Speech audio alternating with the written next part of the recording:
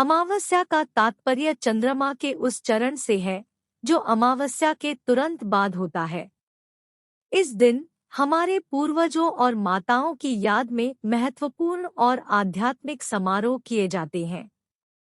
दर्श अमावस्या के दिन चंद्रमा हमें अदृश्य दिखाई देता है जब हम इसे अपनी नग्न आंखों से देखते हैं।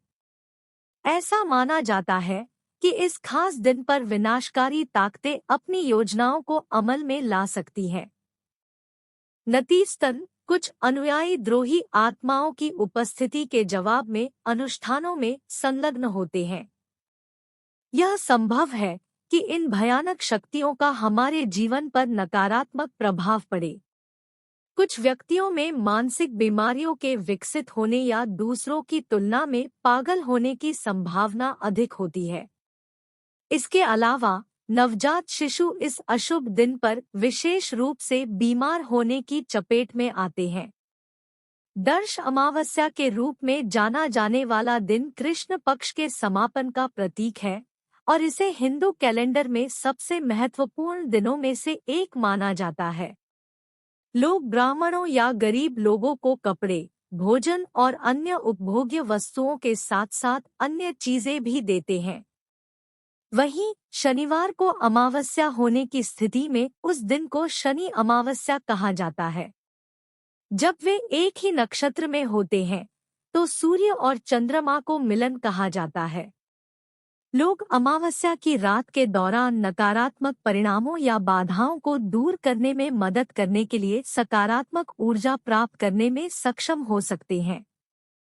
यह भी माना जाता है कि अमावस्या की रात को मजबूत विकिरण और ऊर्जा वातावरण में फैलती है।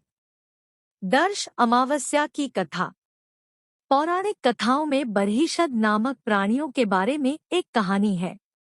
ये प्राणी अनिवार्य रूप से आत्माएं हैं जिन्हें सोमरस के प्रभाव से जीवित रखा जाता है, जो पवित्र अमृत का एक रूप है। एक समय था जब एक बरहिषदा गर्भवती हुई और उसने एक बच्ची को जन्म दिया। अछोड़ा उस बच्ची का नाम था जिसे अपने पिता के प्यार की अतृप्त आवश्यकता थी। कुछ समय बीत जाने के बाद उसने पितृलोक में रहने वाली दिव्य आत्माओं से परामर्श किया। नौकर ने उसे सलाह दी कि वह अपने बच्चे को यह विश्वास दिलाए कि वह राजा अमावसू की बेटी है। अछोड़ा ने अनुरोध का अनुपालन किया। अंततः उन्हें राजा अमावसू की आकर्षक और प्यारी बेटी के रूप में ताज पहनाया गया। अछोड़ा पर उसके पिता का भरपूर प्यार बरसा था। राजा की मृत्यु के बाद अछोड़ा ने अमावस्या की रात को अपने पिता के प्रति कृतज्ञता व्यक्त करने के लिए एक पूजा आयोजित की, जो उन्होंने उसे अपने पूरे जीवन में दिखाया था। इसके अतिरिक्त उन्होंने पितृलोक की आत्माओं के प्रति आभार व्यक्त किया।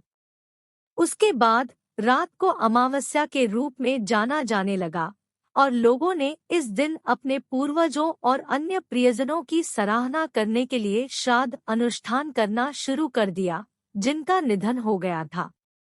आज की हमारी कथा समाप्त हुई। दर्श अमावस्या मानने के उपाय।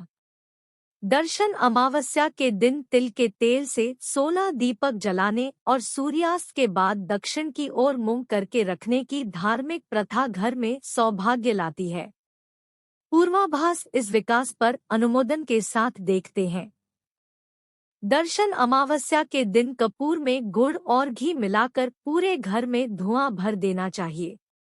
इससे पितृदोष और देव दोष दोनों का अंत हो जाता है। इस दिन गंगा जल से स्नान करके जरूरतमंदों को भोजन, वस्त्र और अन्य सामान आदि का दान करके घर में सुख शांति बनाए रखें। परिवार के सदस्यों में कोई विवाद न हो।